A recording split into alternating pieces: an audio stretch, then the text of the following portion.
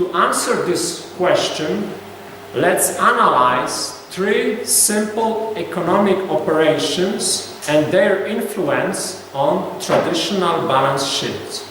First, if the bank accepts a deposit worth $100,000, its total assets increase by $100,000.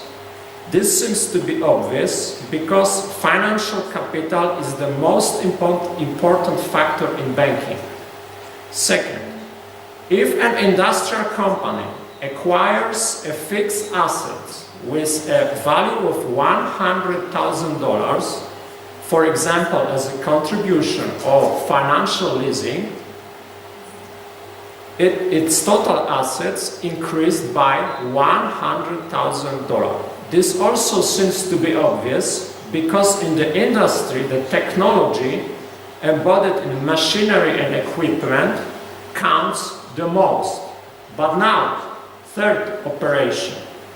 If a knowledge-based enterprise hire new skilled worker, knowledge worker, it could be new accountant, new lawyer, new engineer, whose competencies have earlier costed also $100,000, for example, a cost of studies or a cost of postgraduate education, the sum of this traditional balance sheet does not increase by $100,000.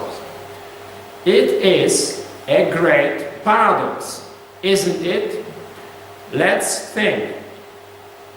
In the sectors based on knowledge, intellectual capital is the most important factor of efficiency and profitability, even more important than financial capital. We are able to create a consulting company or IT company without financial capital, but we are not able to do the same without intellectual capital. An enterprise which hires such the knowledge worker obtains operational control over his or her resources of intellectual capital, as well as the bank gaining control of the deposited money and the industrial enterprise gaining control of the acquired technology. Lack of ownership of the intellectual capital by the enterprise has no matter here.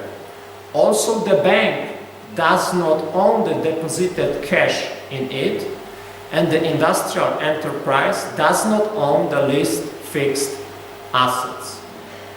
If we understand this paradox, we should understand it. We have to understand it. Then we will never trust information from a traditional balance sheet used for knowledge-based entities.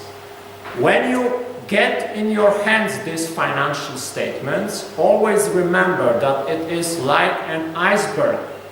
The most important factors are hidden underwater and you cannot see them on a traditional balance sheet.